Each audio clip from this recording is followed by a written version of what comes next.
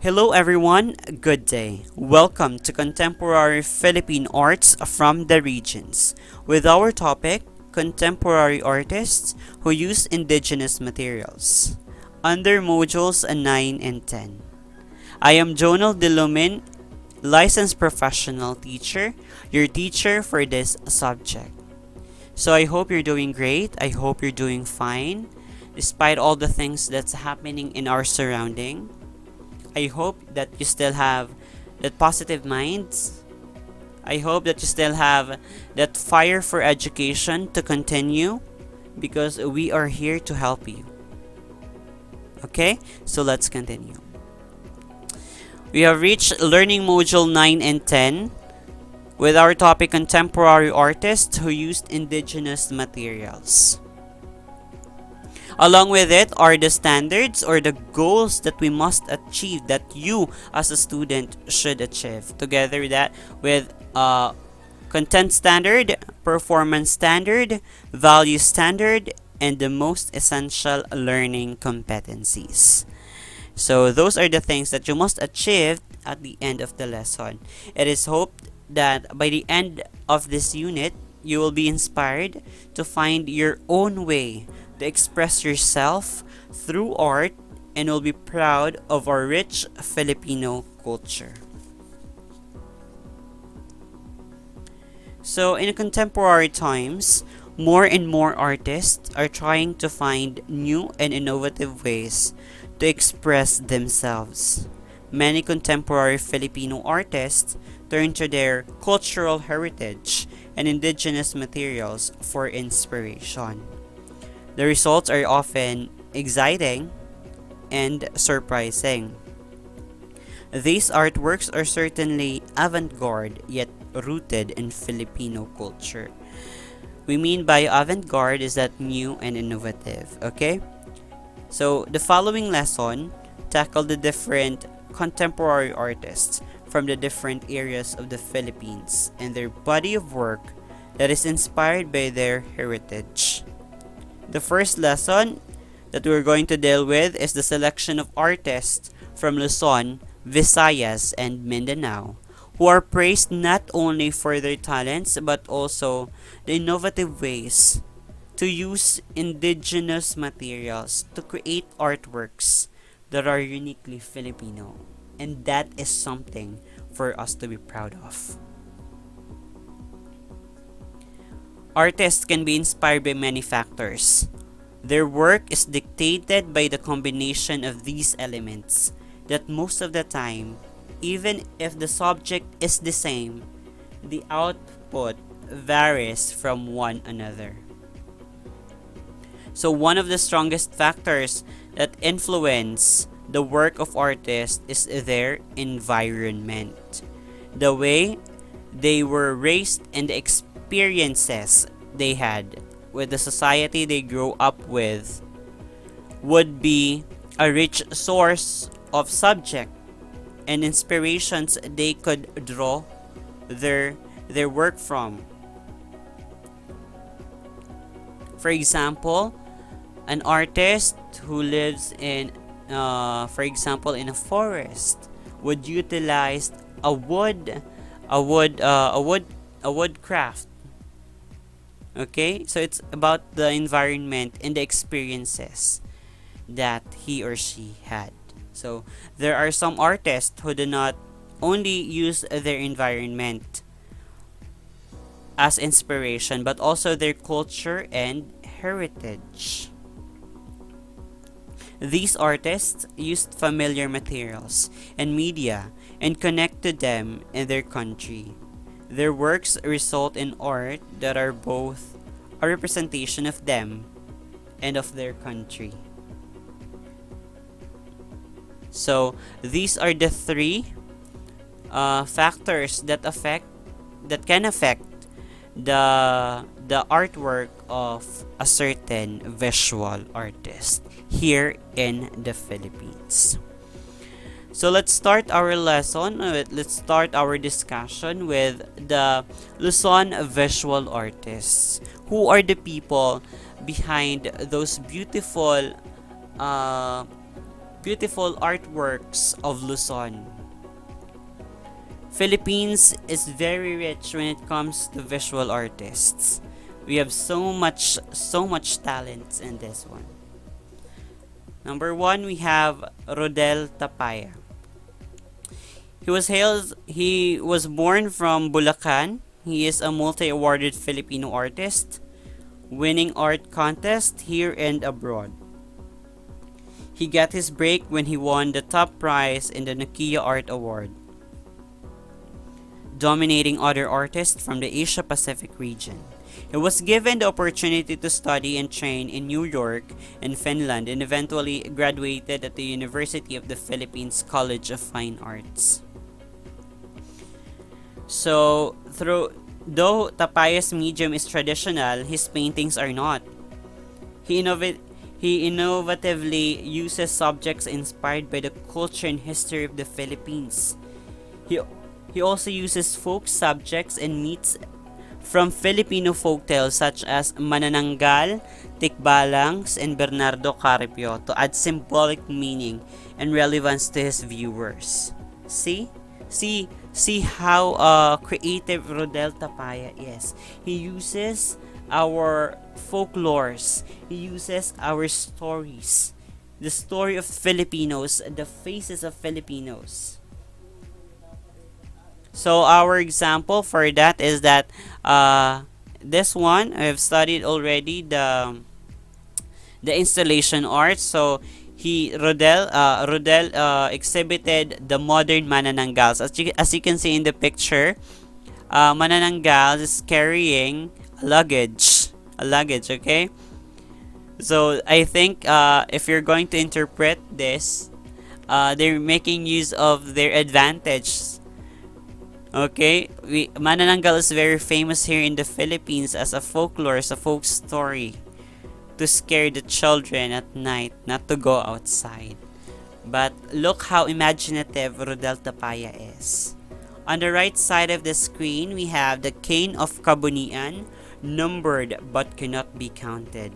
This is a signature art prize in Singapore in 2011. This is his winning piece. So, if you're going to be asked, who is the artist who used folklore stories, original stories from Filipinos, and innovated, it's Rodel Tapaya. Okay, we're clear in that. Next one, we have Dexter C. He was born in 1979. He uses his mixed heritage of being a Filipino Chinese as his inspiration for many of his works. Okay, so he is of half blood. Okay, he has a half blood for Chinese and half blood for Filipino. These offer personal insights and commentary on the life of a Filipino Chinese. So the result are artworks that are personal, self-depreciating, and honest. If you are going to have this kind of attack to your artwork, it would become so personal. So he's a Filipino Chinese, so might as well he used this platform, this advantage to create his artwork. His works study the differences and clash that arise from having a diverse and sometimes contradicting cultural heritage between Filipino and Chinese. He says that art for him is not just about the piece itself, but also the research that goes with it, the story behind it. He said that, okay?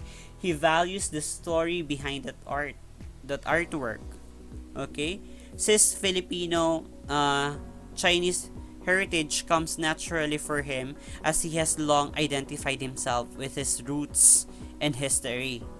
His mixed heritage can be seen in his use of Chinese folk arts and symbols and elements borrowed from traditional Chinese paintings and costumes. So, how does he utilize the Filipino culture? So, Filipino culture influence is evident with his use of Catholic images, indigenous Filipino motifs and products. His notable works are these one. Is the self-recognized by others. This work is portrayed of C's family with faces painted in black and white. Okay, black and white, similar to that of the American rock band Kiss. Okay, he missed this he used this as an analogy to not generalize, as he explained that in the Philippines, when people find out that you're a Filipino Chinese, they automatically assume that you are wealthy, that you are rich. Okay? So, which is not always true. The background is filled with symbols and imagery. Just look at the symbols and imagery at the back from both Chinese and Filipino cultures. So we could see that there's full of mountains. Okay? So as I have said, if his platform is this culture and heritage of being a Filipino and Chinese, then it would be very personal for him. The next one on the right screen, the right side of the screen, is the DNA. DNA is an installation. Okay, we know this. The installation art by C. He used the good morning towels. These are composed of good morning towels. Okay, here in the Philippines, it's very famous. Okay, it is being used by jeepney drivers commonly. These inexpensive hand towels made in China with the word good morning printed on them are often used by Filipino workers and children to wipe their sweat. So these towels were hung from the ceiling and interwoven with textile with indigenous Filipino designs to simulate double helix. Okay, double helix.